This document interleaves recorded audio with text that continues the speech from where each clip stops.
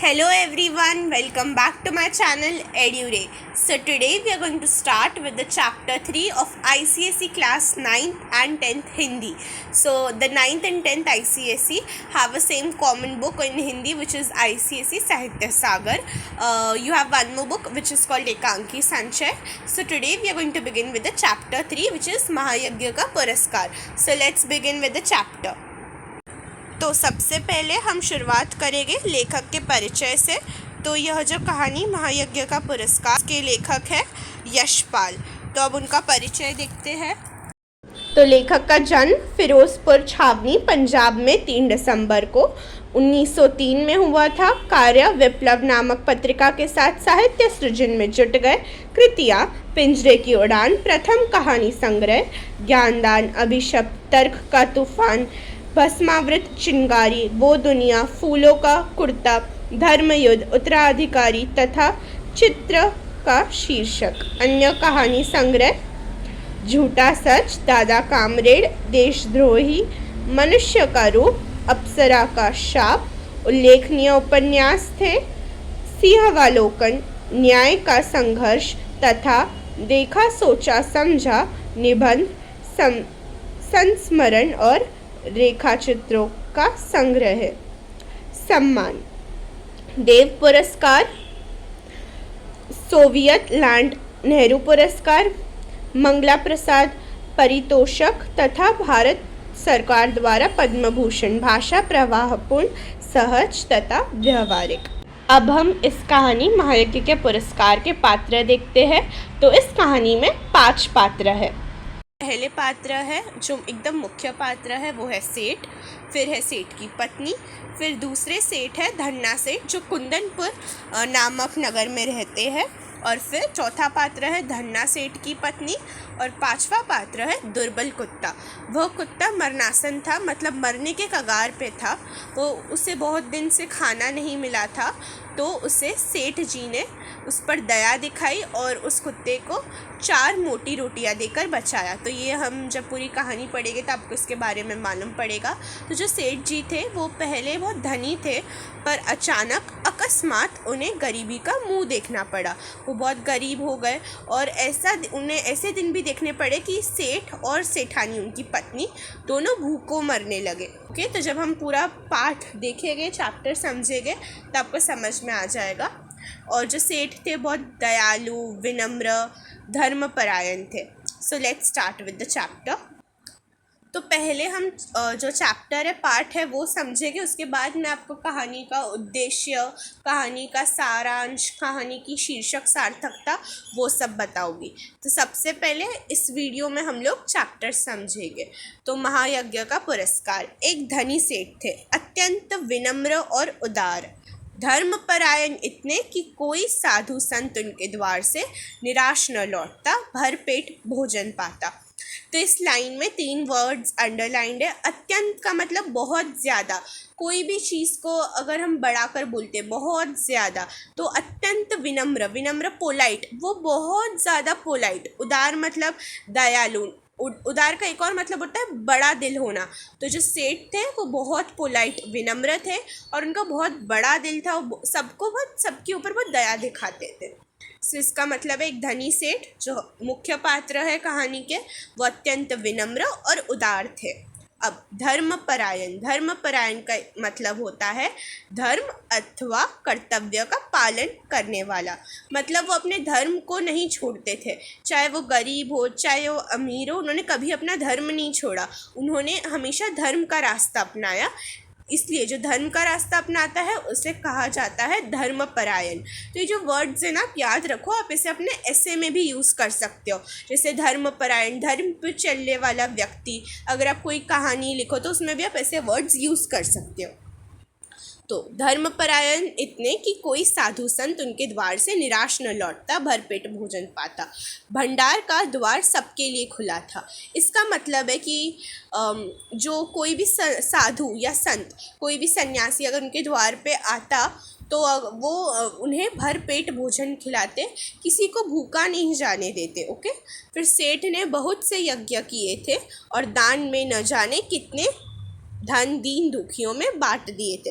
दीन दुखियों मतलब गरीब, जो गरीब लोग होते हैं, जो निराश है, उनके पास थोड़ा पैसे कम होते हैं, तो बहुत सारे सेठ ने यज्ञ करे थे। यज्ञ मतलब जो हम हवन करते हैं उसे यज्ञ कहा जाता है। तो जो बहुत यज्ञ किए थे और जो दीन दुखी गरीब थे उनमें बहुत सारा धन बांट दिया था, मतलब जो अपना पैसा था वो उनमें बांट दिया था। और सभी साधु संत को वो भोजन खिलाते और जो उनका भंडार का द्वार था वो सबके लिए खुला था। पर सब दिन होत न एक समान, इसका क्या मतलब है? तो यहाँ पे आप देख सकते हो ये जो साइड है शब्दार्थ, उसमें मैंने हर वर्ड्स का मतलब दिया है। तो पर सब दिन होत न एक समात, अकस्मात, अकस्मात मतलब अचानक से। और ये सब दिन होत न एक समात का मतलब है कि हमारा हर रोज़ एक जैसा नहीं होता, कभी उतार चढ़ाव होते हैं, कभी हम खुश होते हैं, कभी दुखी होते हैं, वैसे ही हर दिन एक जैसा नहीं होता, कभी तकलीफ़ें आती है। सो ऐसा होता रहता है, ये लाइफ है। और फिर अकस्मात दिन फिरे, दिन फिरे मतलब जो वो अमीर थे। फर्स्ट लाइन में क्या लिखा है? एक धनी सेठ, मतलब वो पहले बहुत अमीर थे अब। और सेठ को अकस्मात दिन फिरे और सेठ को गरीबी का मुंह देखना पड़ा। तो वो पहले बहुत धनी थे पर अब वो गरीब हो गए, इसलिए बोला दिन फिरे। संगी साथियों ने भी मुंह फेर लिया और नौबत यहाँ तक आ गई कि सेठ व सेठानी भूखों मरने लगे। जैसे हम बोलते हैं भूखे मरने लगे, तो ये लैंग्वेज है भूखों मरने लगे। ओके, तब भूखे भी लिखेंगे तो भी आपको करेक्ट मिलेगा, भूखों भी लिखोगे तो भी करेक्ट मिलेगा। तब इस पैरा का मतलब क्या है? मतलब अचानक से दिन फिरे, उनकी परिस्थितियाँ बदली और सेठ और सेठानी गरीब हो गए। अब जब अमीर रहते हैं ना तब सब रिश्तेदार हमारा साथ देते हैं, पर जब हम गरीब हो जाते हैं ना तब हमारे रिश्तेदार हमारा साथ नहीं देते, मित्र रिश्तेदार। तो ये यही लाइन लिखी है, संगी साथियों ने भी मुंह फेर लिया, मतलब जैसे ही सेठ को गरीब हो गए, उन्हें गरीबी का मुंह देखना पड़ा, तब रिश्तेदार सब उन लोगों ने भी साथ नहीं दिया, क्योंकि वो पैसा देखकर हमारा साथ देते हैं। मतलब ऐसे कोई कोई होते हैं। तो ये इस पर उस ओर इशारा कर रहा है। मतलब सेठ जब धनी थे तब सब रिश्तेदार उनका साथ देते थे, पर जैसे ही वो गरीब हो गए संगी साथियों ने भी मुंह फेर लिया, क्योंकि अब उनके पास पैसा नहीं रहा। अब उन दिनों एक प्रथा प्रचलित थी। प्रथा का मतलब होता है परंपरा, रीति, मतलब बहुत सदियों से चली आई रीति परंपरा। यज्ञों के फल का क्रय विक्रय हुआ करता था। छोटा बड़ा जैसा यज्ञ हो उनके अनुसार मूल्य मिल जाता। अब क्रय विक्रय मतलब क्या होता है? क्रय विक्रय का अर्थ है, क्रय का अर्थ है खरीदना, विक्रय का अर्थ है बेचना। तो जैसे हम कुछ खरीदे कुछ बेचे, जैसे अगर हम कुछ सामान खरीदते हैं उसे हम फिर बेच सकते हैं, तो उसका अर्थ है खरीदना बेचना। तो उन दिनों एक प्रथा रीति प्रचलित थी कि जो यज्ञ है, जो यज्ञ का फल होता है, मतलब अगर हम कोई यज्ञ करते हैं तो हमें उसका पुण्य मिलता है। तो जो पुण्य है वो यज्ञ का फल है, हम उसे खरीद भी सकते हैं और उसे बेच भी सकते हैं। छोटा बड़ा जैसा यज्ञ होता, मतलब अगर यज्ञ छोटा है तो उसका पुण्य जैसा होता, अगर यज्ञ बड़ा है तो उसको ज़्यादा पुण्य मिलता है। तो वैसे छोटा बड़ा जैसा यज्ञ होता उसके अनुसार हमें मूल्य मिल जाता। जब बहुत तंगी हुई, तंगी मतलब जब उन्हें बहुत गरीबी हुई, तब एक दिन सेठानी ने कहा न हो तो एक यज्ञ ही बेच डालो। अब यहाँ पे 3 मुहावरे यूज़ हुए हैं। दिन फिरना, दिन फिरना मतलब परिस्थिति का बदल जाना। जैसे मैंने बोला कभी हर दिन परिस्थिति एक जैसी नहीं होती है। मुंह फेर लेना मतलब उपेक्षा करना। एक होता है अपेक्षा, अपेक्षा मतलब किसी से कुछ चाहना, और उपेक्षा मतलब अनादर, उपेक्षा करना। ध्यान न देना मतलब उन पर ध्यान न देना, उन्हें छोड़ जाना अकेला, वैसा होता है मुंह फेर लेना। भूखों मरना मतलब गरीबी में दिन बीतना। कहावत, सब दिन होत न एक समान, इसका मतलब है परिस्थिति हमेशा एक जैसी नहीं होती है।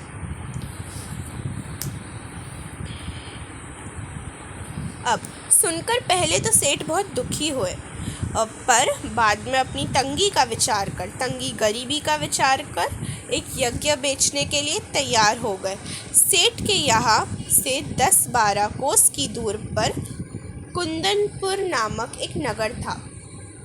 तो अब कुंदनपुर ये कितने दूर था? 10-12 कोस की दूरी पर था कुंदनपुर, एक नगर था जिसमें एक बहुत बड़े सेठ रहते थे। लोग उन्हें धन्ना सेठ कहते थे। तो जो अब ये दूसरे पात्र का नाम है धन्ना सेठ, वो कुंदनपुर नामक नगर में रहते थे। ठीक है। और यह अफवाह थी कि उनकी सेठानी मतलब उनकी पत्नी, धन्ना सेठ की पत्नी, उनके पास कोई दैवी शक्ति प्राप्त है जिससे वह तीनों लोगों की बात जान सकती है। मतलब इस अफवाह मतलब र्यूमर हम बोलते हैं ना, ये पक्का नहीं मालूम कि सच है कि झूठ है, तो र्यूमर को अफवाह बोलते हैं। तो एक अफवाह थी कि जो धन्ना सेठ की पत्नी है वो, उनके पास कोई दैवी शक्ति में एक अनोखी शक्ति है जिससे वह तीनों लोगों की बात जान लेती है। तीनों लोगों की बात मतलब भूतकाल की बात, भविष्य काल की बात और वर्तमान काल, उनको सब मालूम रहता है तीनों लोगों की बात। अब जो 3 लोक होते हैं उसमें ये भी आता है आकाश, धरती, पाताल, तो वो भी कॉन्टेक्स्ट में हो सकता है, पर जो मेन कॉन्टेक्स्ट है वो है भूतकाल, वर्तमान काल और भविष्य काल। अब धन की उनके पास कोई कमी नहीं थी, वो बहुत धनी लोग थे धन्ना सेठ, और वो उनके पास धन की कोई कमी नहीं थी। सेठ ने विपत्रग्रस्त सेठ ने उन्हीं के हाथ एक यज्ञ बेचने का विचार किया।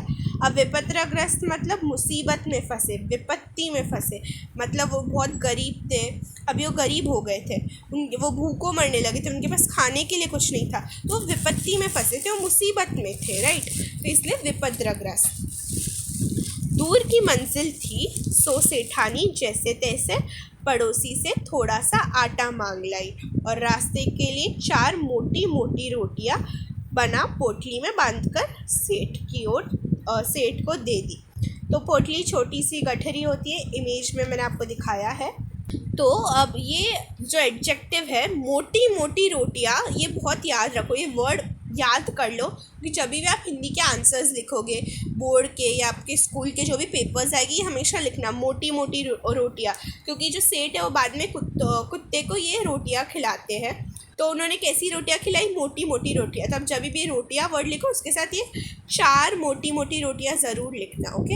ये एक विशेषण है।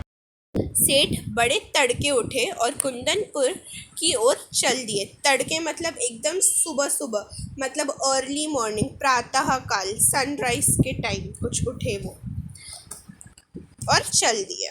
गर्मी के दिन थे। सेठ ने सोचा कि सूरज निकलने जब तक जितना रास्ता पार कर लूँ उतना ही अच्छा है। मतलब गर्मी के दिन जैसे ही दोपहर होते जाएगी गर्मी बढ़ जाएगी, इसलिए उन्होंने सोचा दोपहर से पहले वो जितना रास्ता तय कर ले उतना अच्छा होगा। यह सोचकर वे खूब तेज चले, लेकिन आधा रास्ता पार करते करते धूप में इतनी तेजी आ गई कि चलने में कष्ट होने लगा। मतलब उन्होंने सोचा तो था कि वो धूप निकलने से पहले जितना रास्ता पार कर ले, और इसकी वजह से वो तेज़ भी चले, पर आधा रास्ता मतलब ऑलमोस्ट आधा रास्ता पार तो करा उन्होंने, पर वैसे ही धूप में बहुत तेज़ी आ गई और इसलिए उन्हें चलने में बहुत कष्ट होने लगा। कष्ट मतलब पीड़ा, तकलीफ। पसीने से उनकी सारी देह लथपथ हो गई थी। मतलब देह मतलब धोती जैसे पहनते ना, पूरी पसीने से गीली हो गई थी और भूख भी सताने लगी। सामने वृक्षों का एक कुंज और कुआं देखकर सेठ ने विचार किया कि यहाँ थोड़ी देर रुककर भोजन और विश्राम कर लेना चाहिए। वृक्षों का एक कुंज मतलब उपवन, बगीचा, मतलब बहुत सारे वृक्षों का एक झुंड देख लिया बगीचे जैसा, और कुआं भी देख लिया, कुआं जिसमें पानी होता है। तो सेठ ने सोचा कि उधर थोड़ा विश्राम कर लिया जाए क्योंकि वो बहुत थक गए थे। यह सोच वे उस कुंज की ओर बढ़े। पोटली से लोटा डोर निकालकर, लोटा डोर मतलब एक लोटा जो डोर से अटैच्ड हो ताकि वो कुएं से पानी निकाल सके। लोटा डोर निकालकर पानी खींचा और हाथ पैर धोए। उसके बाद एक लोटा पानी ले एक पेड़ के नीचे आ बैठे और खाने के लिए रोटियां निकालकर तोड़ने ही वाले थे कि क्या देखते हैं, निकट ही मतलब पास में, थोड़ी एकदम पास में, कोई हाथ भर की दूरी पर, ये बताया भी गया है कितनी दूरी पर, हाथ भर की दूरी पर एक कुत्ता पड़ा, छटपटा रहा था मतलब तकलीफ से व्याकुल था, बेचैन हो रहा था। बेचारे का पेट कमर से लगा था। अभी एक मुहावरा है, बेचारे का पेट कमर से लगा था। इसका मतलब है कि उसे इतने दिनों से खाना नहीं मिला था कि इतना पतला हो गया था, उसका शरीर इतना पतला हो गया था कि ऐसा लग रहा था उसकी पेट और कमर एकदम मिल हो गई थी, मतलब मिल रही थी, एकदम चपटा हो गया था, वो बहुत पतला हो गया था क्योंकि उसे बहुत दिन से खाना नहीं मिला था। सेठ को रोटी खोलते देख वह बार बार गर्दन उठाता। मतलब जब वो खाना देख रहा था तो उसे उसको पाने की व्याकुलता होती, चाहता था वो खाना खाना, इसलिए वो गर्दन उठाता। पर वो इतना दुर्बल था वो कि दुर्बलता के कारण उसकी गर्दन गिर जाती। दुर्बलता मतलब कमज़ोरी। यह देख सेठ का हृदय दया से भर आया। बेचारे को कई दिन से खाना नहीं मिला दिखता है, तभी तो यह हालत हो गई है। सेठ ने एक रोटी उठाई और टुकड़े टुकड़े कर कर कुत्ते के सामने डाल दी। अब सेठ, जैसे कि मैंने बताया था, बड़े उदार, विनम्र, दयालु, धर्मपरायण थे। तो जब उन्होंने ऐसा देखा, कुत्ते की ऐसी मरणासन हालत देखी, तो उनका जो हृदय है वो दया से भर आया और उन्होंने कहा बेचारे। बेचारे मतलब कि वो बेचारा है ना, उसे इतने दिनों से खाना नहीं मिला। तो यह हालत देखकर उन्होंने अपनी एक मोटी रोटी निकाली, उसके टुकड़े के टुकड़े कर कर कुत्ते के सामने डाल दी। कुत्ता भूखा था तो धीरे धीरे सारी रोटी खा गया। अब उसके शरीर में थोड़ी जान आती दिखाई दी। वह मुंह उठाकर सेठ की ओर देखने लगा। उसकी आंखों में कृतज्ञता थी। कृतज्ञता मतलब किसी के द्वारा किए गए उपकार को मानने का भाव।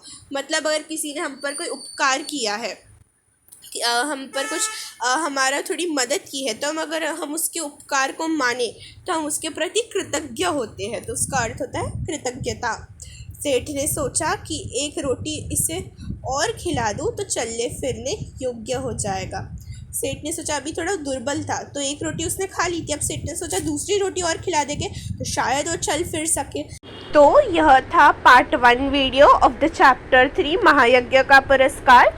इसमें हमने यहाँ तक करा है, हम पार्ट 2 में इसके आगे तक करेंगे और उसके बाद वाली वीडियोस में हम उद्देश्य, शीर्षक की सार्थकता और सब डिस्कस करेंगे। तो आप मेरे चैनल को एड्यूरे को सब्सक्राइब कर लीजिए और बेल आइकन प्रेस कर दीजिए ताकि जब भी मैं पार्ट 2 डालूँ आपको अपडेट या नोटिफिकेशन आ सके।